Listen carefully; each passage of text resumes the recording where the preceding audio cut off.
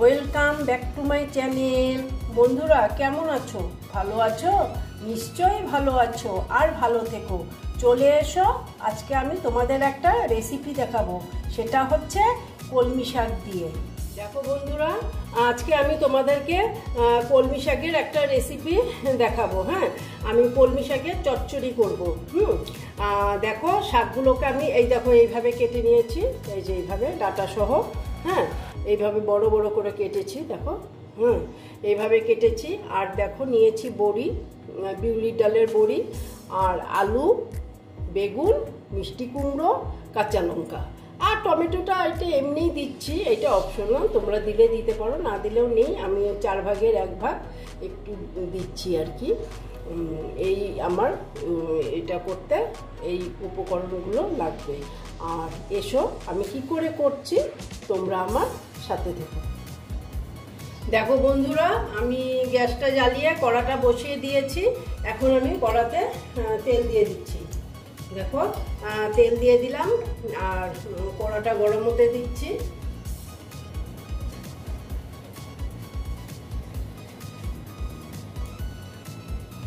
দেখো বন্ধুরা, কড়াটা গরম হয়ে গেছে। আমি প্রথমে যে দেখো বড়িগুলো ভেজে নেব।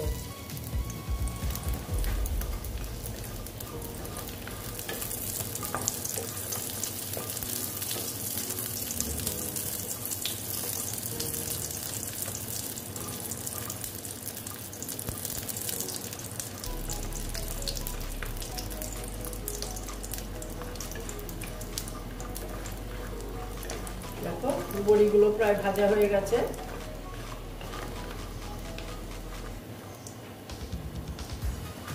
বড়িগুলো আমি এখন সব তুলে নেব।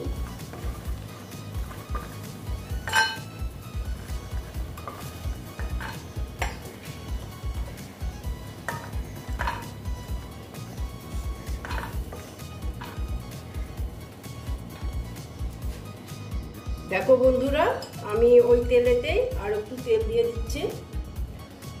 শাকে তো বেশি তেল লাগে না, তবুও এই দেখো একটা শুকনো লঙ্কা দিয়ে দিলাম, আর দিচ্ছি কালো জিরে।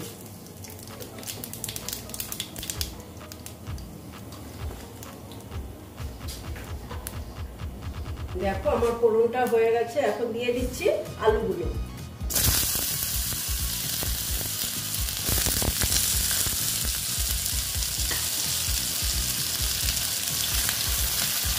আলুগুলো দিয়ে একটু ভেজে নেব। দেখো আলুর মধ্যে না আমি একটু হলুদ দিয়ে দিচ্ছি।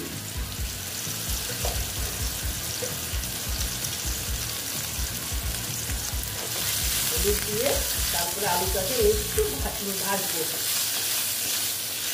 আমি একসঙ্গে বসিয়ে দিচ্ছি, আর আলাদা আলাদা করে ভাজলাম না।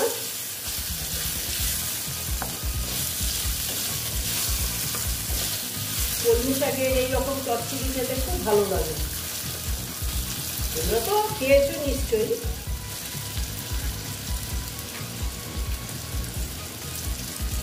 দেখো বন্ধুরা, দেখো আলুটা মোটামুটি আমার ভাজা হয়েছে 50%। এখন মিষ্টি কুমড়ো দিয়ে দিচ্ছি।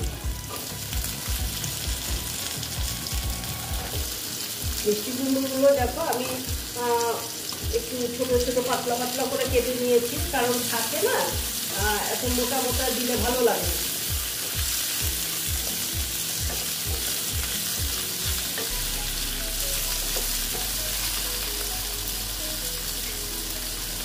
ডিমটা একটু বাড়িয়ে দিলাম, তারপরে দিয়ে দিচ্ছি দেখো আমি বেগুনগুলো দিয়ে দিচ্ছি।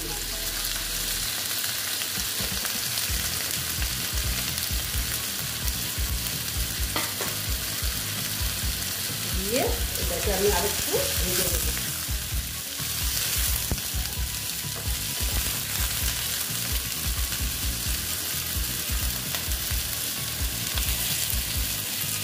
দেখো বন্ধুরা, এটা আজকে আমি একটু ভালো মতনই ভেজে নিচ্ছি, কারণ শাক তো ফটাফট হয়ে যাবে। আর এখানে না আমি মশলার মধ্যে শুধু একটু জিরে গুঁড়ো দিচ্ছি, বেশি না, একদম একটু দিয়ে এটাকে আমি একটু এটা করে ভেজে নিচ্ছি।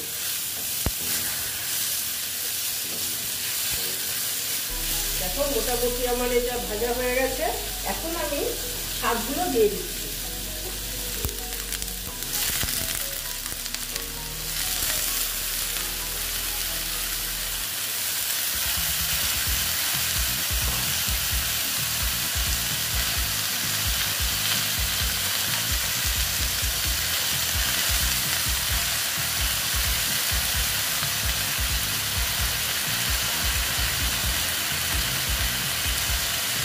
এখন দিয়ে দিচ্ছি নুনটা দিয়ে দিচ্ছি, শাকটা ভেজে যাবে।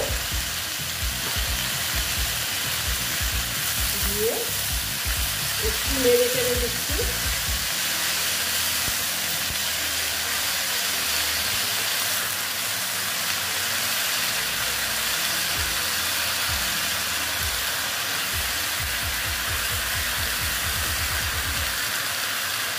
দেখো একটু মজে যাবে, সেই জন্য আমি একটু ঢেকে দিলাম। দেখো বন্ধুরা, আমি এখন একটু দেখে নিচ্ছি।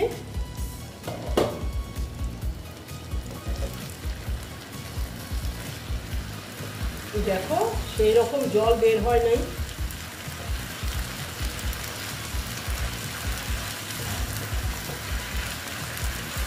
আমি না এখানে একটু জল অ্যাড করতে হবে, কারণ কি, তা না হলে দেখো মোটামুটি আলু ভাবি তো সেদ্ধ হয়েই গেছে, জাস্ট একটু পড়ে যাবে, একটু শাকের ডাঁটাগুলো সেদ্ধ হওয়ার জন্য।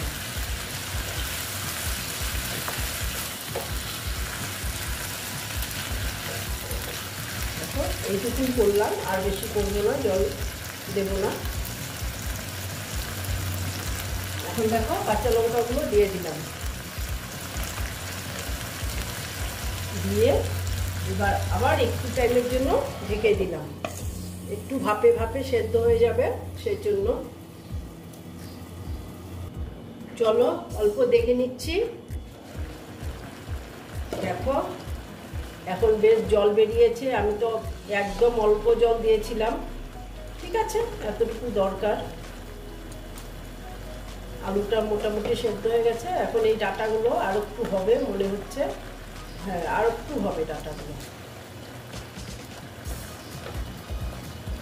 দেখা এখন আমি এখানে অ্যাড করব বড়িগুলো।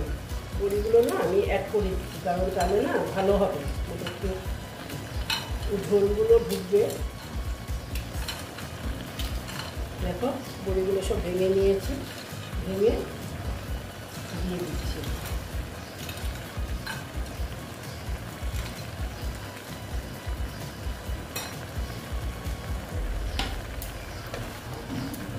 দিয়ে একটু আবার এখানে নেড়ে চেড়ে নিচ্ছি।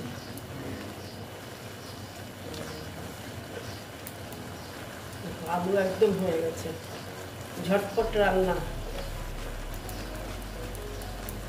দেখো একটু জলটা শুকাতে দিচ্ছি।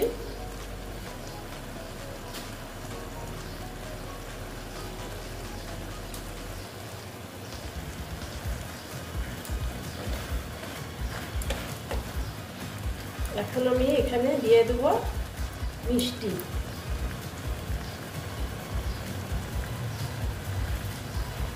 মিষ্টি দিয়ে দিলাম, একটুকুই দিলাম, শাক তো একটু মিষ্টি মিষ্টি হলে ভালো লাগবে খেতে, সেই জন্য দিয়ে অল্প এটাকে ভালো মতো মিক্স করে দিচ্ছি। দেখো জলটা আমার প্রায় শুকিয়েও গেছে, এই দিক থেকে আমার এই শাকের রেসিপিটাও হয়ে গেল, শাকের চচ্চড়ি, কলমি শাকের চচ্চড়ি। দেখো এইরকমই একটু একটু ঝোল থাকবে।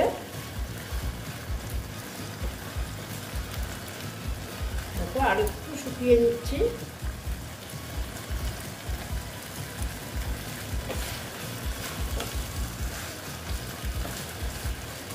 এইরকমই থাক, আর শুকাবো না।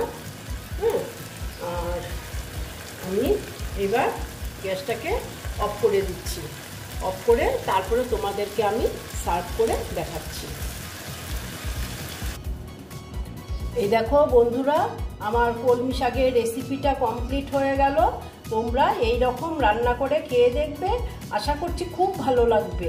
যদি ভালো লাগে তাহলে আমার ভিডিওকে লাইক করবে, আমার চ্যানেলকে সাবস্ক্রাইব করে তোমরা সামনের দিকে এগিয়ে নিয়ে যাবে। নেক্সট রেসিপি নিয়ে আবার তোমাদের কাছে আমি ফিরে আসব। বন্ধুরা, তোমরা তো সবাই জানো আমি কি করে করলাম, এটাই তোমাদের সঙ্গে শেয়ার করলাম। ভালো থেকো, সাবধানে থেকো। ওকে বন্ধুরা।